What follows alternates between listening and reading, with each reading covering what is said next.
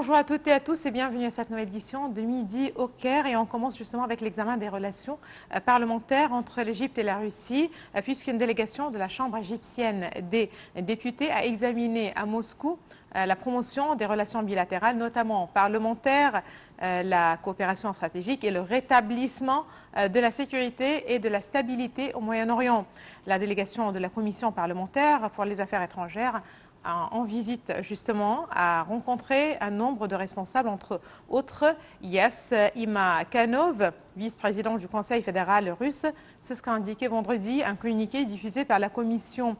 Les entretiens ont porté sur les questions de la coopération dans plusieurs domaines et au niveau justement de l'énergie en fonction de la stratégie de l'Égypte 2030. C'est ce qu'a ajouté le communiqué. La délégation a passé en revue les efforts déployés dans le domaine de l'autonomisation des femmes et des jeunes dans tous les domaines et la représentation sans précédent des deux catégories subventionnées dans le Parlement égyptien et autres institutions de l'État.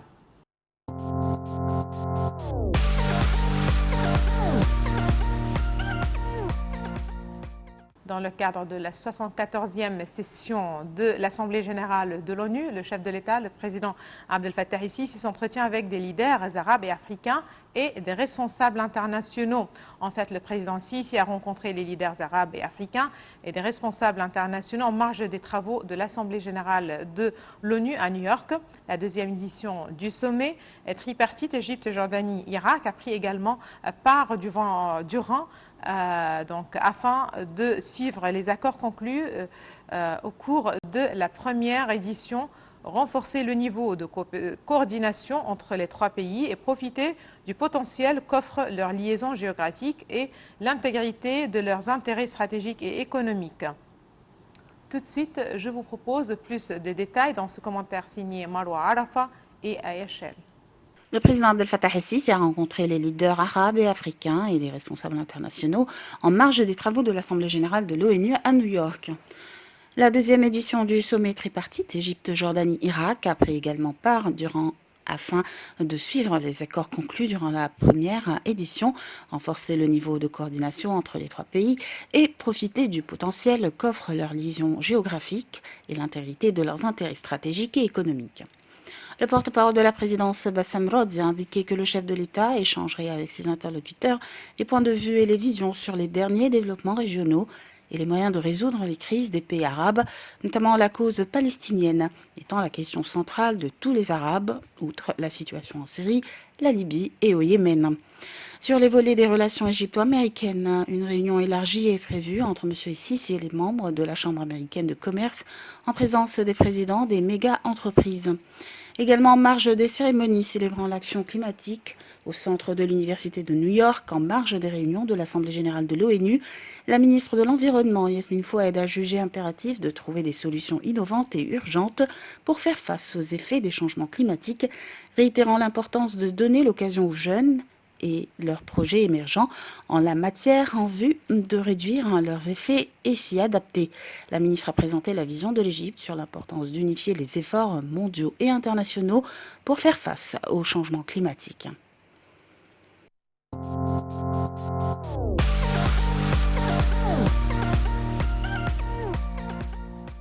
La NASA a baptisé un astéroïde récemment découvert en l'honneur de Farouk El-Bez, le scientifique spatial égyptien, en reconnaissance justement de ses contributions scientifiques exceptionnelles. Les détails tout de suite dans ce commentaire signé Marwa Arafa et Ayachel. La NASA a baptisé un astéroïde récemment découvert en l'honneur de Farouk El-Bez, le scientifique spatial égyptien, en reconnaissance de ses contributions scientifiques exceptionnelles. Dans le même contexte, El-Bez a annoncé que l'Union astronomique mondiale des Nations Unies avait annoncé le lancement du nom El-Bez sur un astéroïde dans l'espace en raison de son rôle à la NASA, à commencer par le projet d'exploration Apollo, la surface de la Lune au milieu des années 60 du dernier voyage en commun américano-russe Apollo-Soyuz. C'est la première fois qu'un astéroïde égyptien est nommé dans le ciel. Farouk El-Bez est né le 2 janvier 1938 à Zagazig, dans le gouvernorat de Sharqiya. Il est un scientifique égypto-américain qui a participé au programme Apollo. Son travail consistait notamment en la sélection des sites d'alunissage. Il a également formé les astronautes à l'observation et à la photographie lunaire. En 1969, la première mission sur la Lune n'a pas pour vocation d'étudier la composition géologique de l'astre. Les ingénieurs de la NASA souhaitaient uniquement emmener un homme sur la Lune et le ramener en sécurité sur la Terre. C'est en cela que la mission Apollo 11 et les 2 heures et demie de marche lunaire sont considérées par les géologues comme un vrai succès.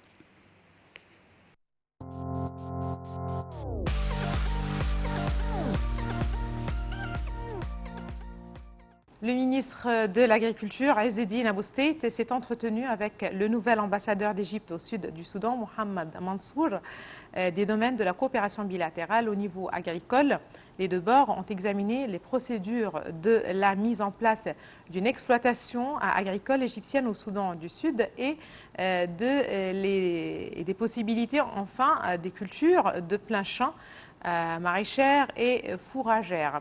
Le ministre a affirmé l'importance accordée par la direction politique au renforcement de la coopération avec les pays du continent en raison de sa portée stratégique importante et sa contribution au développement au niveau du continent.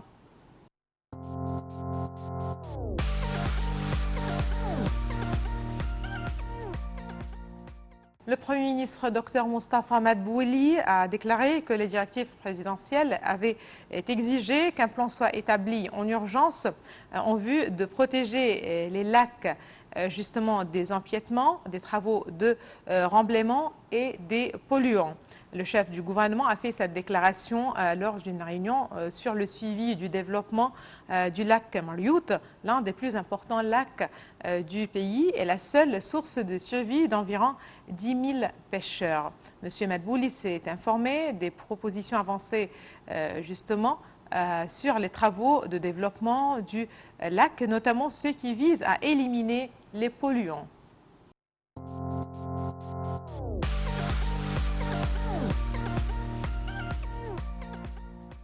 Le bureau de représentation commerciale a annoncé la hausse à 5,3 milliards de dollars du volume des échanges commerciaux avec les États-Unis lors des 7 premiers mois de l'année 2019 par rapport à 4,47 milliards de dollars lors de la même période de l'an 2018, soit une hausse de 884 millions de dollars.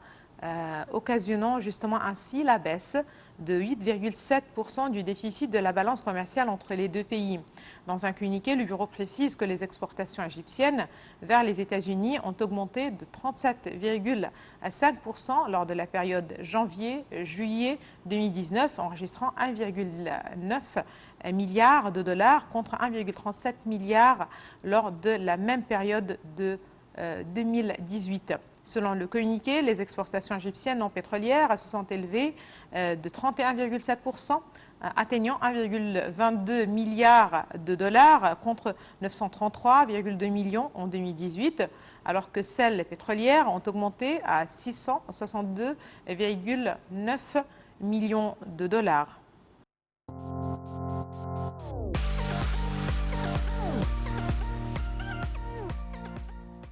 Les investissements de la holding des pétrochimies ont dépassé 2 milliards de dollars. C'est ce qu'a annoncé le ministère du Pétrole et de la Richesse minière.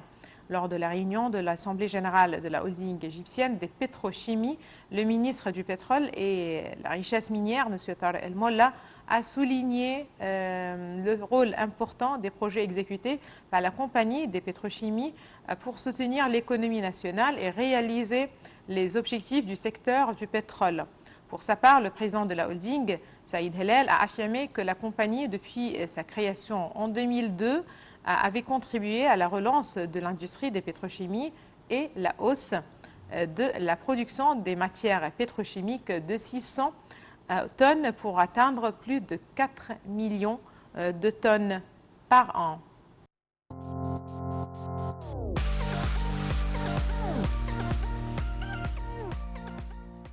L'Égypte et l'Italie ont conclu un accord portant sur la construction de 10 silos verticaux se chiffrant à 360 millions de livres égyptiens dans le cadre du programme d'échange de dettes entre les deux pays.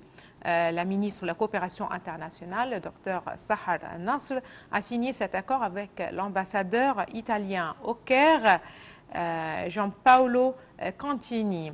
Les silos sont construits dans les zones de production du blé, dans les gouvernorats de Sharqiya, de Menofeya et de Ménia.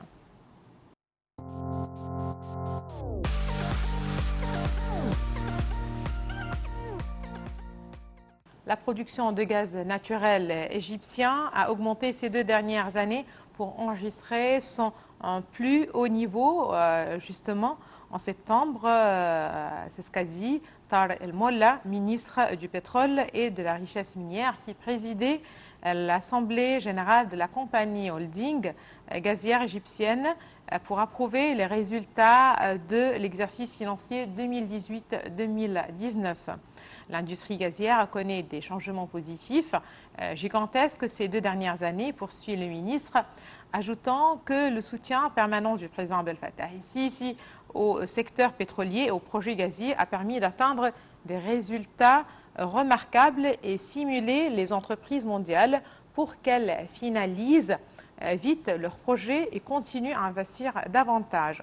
Le ministère cherche à optimiser l'abondance du gaz naturel au niveau économique pour développer d'autres industries comme l'industrie pétrochimique et l'industrie manufacturière, attirer de nouveaux investissements et créer des emplois.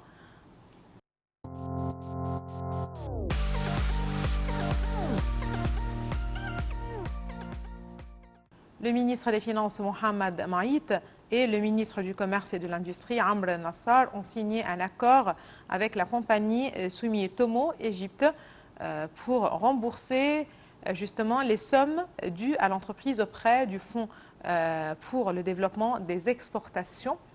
Cette démarche entre dans le cadre de l'initiative adoptée par le gouvernement pour rembourser les droits financiers des industriels et des justement exportateurs, une démarche devant contribuer à encourager l'investissement et stimuler les exportations. Le gouvernement tient à faire un bond dans les exportations en encourageant l'industrie nationale et en renforçant la compétitivité des produits égyptiens. C'est ce qu'a dit M. Maït, précisant que le nouveau programme de simulation des exportations comprend non seulement le soutien financier aux exportateurs, mais aussi d'autres instruments comme le soutien à la commercialisation et l'organisation de grandes conférences.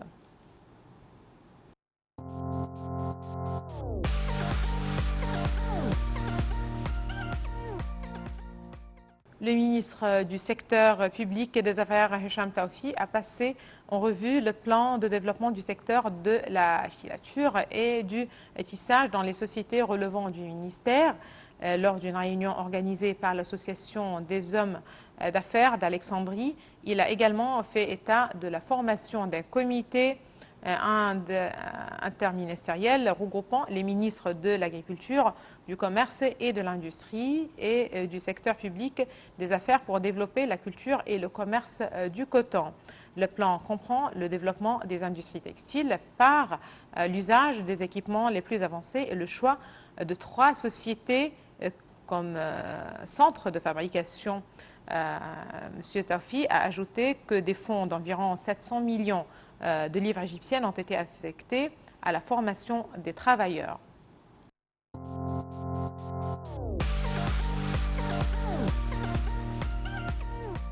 L'ambassadeur de l'Égypte au Canada, Ahmad Abouzeid, a participé vendredi 20 septembre à l'ouverture de l'exposition Caravane d'or au musée Aga Khan de Toronto, où elle a eu lieu à l'occasion de la 5e année de la création de ce musée. L'ambassadeur égyptien a indiqué dans une déclaration en marge de l'exposition que le Caravane d'or venait justement pour célébrer les liens entre l'Afrique de l'Ouest et du Nord, le Moyen-Orient et l'Europe par le biais du mouvement des peuples et du commerce durant la période du 8e au 16e siècle. Il a également souligné qu'une semaine était consacrée au début de l'année prochaine pour présenter et mettre en valeur les cultures et la civilisation égyptienne au fil des siècles.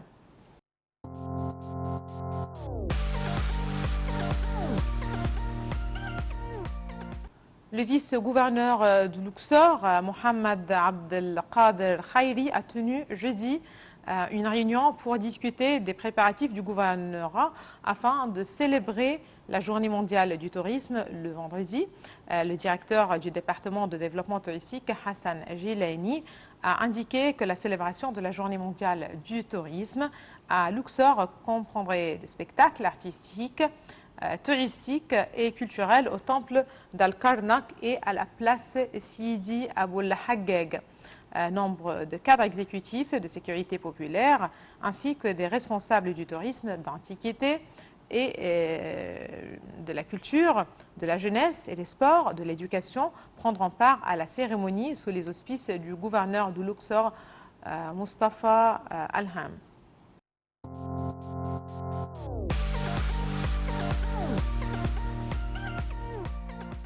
Le ministre des Waqf juge impérative la coopération internationale face au terrorisme. Le ministre des Waqf, Mohamed Mokhtar Goma, a souligné l'importance de la coopération internationale face au terrorisme, devenu un phénomène transfrontalier et transcontinental, soit à travers justement le transfert de ces éléments et idées ou de manière indirecte et via les sites de socialisation. Dans une allocution prononcée lors de la conférence sur l'islam et le dialogue des cultures actuellement tenu à Moscou, le ministre a souligné « Nous avons une mission religieuse, patriotique et humanitaire de freiner et encercler le terrorisme violent et l'empêcher de gagner du terrain ou des éléments ». Et le ministre a confirmé l'importance de la coopération pour empêcher l'instrumentalisation de la religion et des fins politiques et d'indiquer que la compréhension correcte de la religion établit et approfondit les bases du dialogue et de la connaissance entre tous les peuples et appelle au respect de l'homme.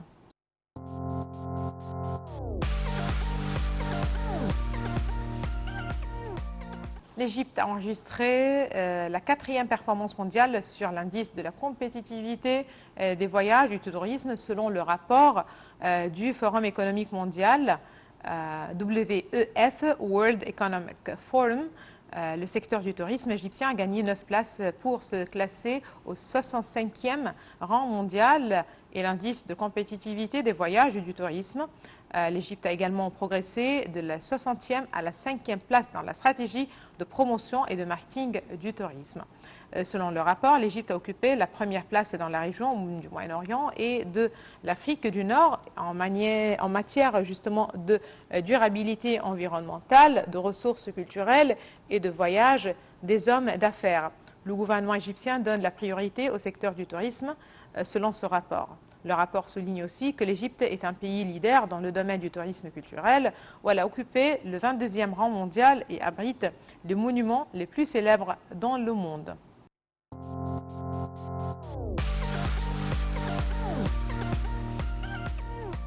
Le ministre de la Jeunesse et des Sports, Ashraf Sobhi, a tenu dimanche une réunion avec le président de la Fédération égyptienne de handball, Hicham Nasr, pour examiner plusieurs dossiers dont les préparatifs d'organisation du championnat du monde de handball 2021 que doit accueillir l'Égypte.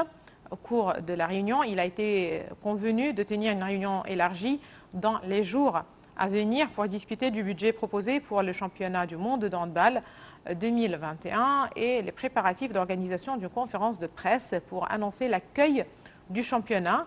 Le ministre a mis l'accent sur la nécessité de mobiliser tous les moyens logistiques, administratifs et techniques pour organiser le championnat.